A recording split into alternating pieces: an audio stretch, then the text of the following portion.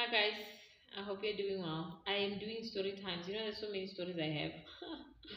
This is number three. I've recorded two before because I've had a list of things I wanted to share with you guys all the time, but sometimes I get sidelined and sidetracked because there's so much to do. So I thought, let me just record all of them. My stories that I have, that I know, that I understand, that I've gone through, just to share and shed some light to you guys. Ne? So 2020, before I even knew I was spiritually gifted, before I knew that I was the spiritual person, before I even started my journey, before I even left my ex-husband, I was once in a conversation with someone, a sangoma. I don't have anything personal against them. I would never even treat them differently. However, this lady said to me, I have Isilwane. Did I even greet? Good morning, good afternoon, good whatever day it is, whatever time it is. I'm sending love and light to you. Sorry, I don't know if I did greet or not. I don't remember. She said to me, I have Islam. The first person that told me I have a gift was a medium that I was drawn to. I found her on TV and I went to look for her on social media. I found her and we spoke and she said, I have a gift. But she didn't really explain what gift I had. This was 2022 or 2021. And then I went through my life normal, like whatever. She's crazy because I don't know anything about a gift, right? When I was going through changes and a whole lot of things, depression, whatever, or June, July of 2023, I met this woman and she says to me, I have Isilwane and I should come so she can help me. I was slash or glasha or ukwenza, something like that. There's a ritual that they do where they, when you have certain things, they need to remove it from you and then go and throw it in the river or something. So glasha or glasha, something like that. And she said to me, I have Isilwane. I'm like, huh? Whatever she said, then resonating. I'm like, whatever she's saying is nonsense. I don't have Isilwane for nothing. Well, based on the information that I've seen on the internet of what Isilwane is at that time, I didn't have any of those things, any of those signs. None. Fine. However, there's people that have Isilwane, guys, that don't have the normal signs. Different strokes for different folks, I get. So she tells me that I must pay her, I think it was 3,000 or 2.5 to go and uglasha, that whatever. Ignore. Um, say about almost a year later, then I find out that I'm spiritually gifted. So now, guys, you will be misdiagnosed just because I'm spiritual, just because I have these badges, just because I have these clothes, doesn't necessarily mean I know each and every problem in the world. Doesn't mean that I'm always 100% accurate. There's days where I am correct, but I'm not 100% accurate. It happens to the best of us. Okay? You see something, but the characteristics that you see are almost like something else, but it's not. So a lot of you guys are going to be misdiagnosed. Sorry, some of you guys will be told "Ukuthi unesichitho." For an example, you have problems in your life and you go and consult. They told you unesichitho. There's someone that I was helping yesterday, and they will go told the same thing. Unesichitho. You go and cleanse and do whatever that it is that you need to cleanse. And you do actually have a scripture, but it's not a normal spiritual scripture where somebody put it on you. It could be something that comes from the ancestors and spirit guides. I will make a video about it.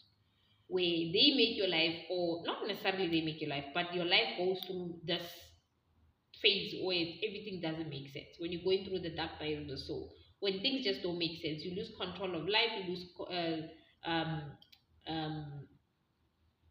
you lose yourself and you go through the dark night of the soul. Somehow it sometimes feels like you're being attacked. It feels like it's spiritual.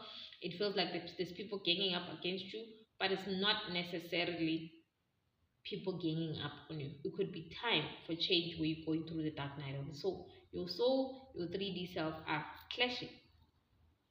So some of you guys will be misdiagnosed, because this looks similar to this, but it's not it. This looks similar to that, but it's not it. You will find out later that actually what they saw is real, but it's not what the label that they put on it is not it. Imagine had I gone to this lady and gone and did a ritual for Uklash, Lashka or Lasha, what could have happened to me? I don't know. Similarly, the guy that I was helping yesterday, this topic for you to come up is because of the guy that I was helping yesterday. He also has been going through so many. Guys, if I tell you the story, you will not believe what I'm saying. It sounds like a movie. He has a sekreto sabadib, which means that it's time to do your work and you're not doing it, and life just doesn't make sure. And immediately when he came to me, he said, "No, I'm being spiritually attacked, whatever, whatever." I'm like, no, it's not a spiritual attack, according to what I see. But I'm not here to discredit any Koko Mkulu. Remember, that's not my job. My job is to say what I see, but not to discredit other people. Ne? So, and wherever he went, they gave him a whole lot of things to do, to use. He cleansed, he did this, he did that. They even gave him ilinda, two on his waist and one on his arm. Now, Ukok is asking me, why are you putting on these things? It's like, no, because where I went, they told me, I have this and I have that. I have Istreto. And then in order for me to get my dreams and whatever, I need to wear the linda. It was actually on the left, ilinda. Me, being the Gogo that I am, use your own discernment if you want to keep those things on you or not. But Ugogo says, so guys, there's a lot of you that are going to do wrong things before you do the right things. There's a lot of you that are going to get lost before you find your way. There's a lot of you guys that are going to be misdiagnosed before you actually understand what your problem is. Different strokes, different folks. What I can tell you is that most times with these rituals, they are more of like it's a 7-step or 10-step thing. If you have this, they give you this. If you have that, they give you that. For some Gogos and some Gurus.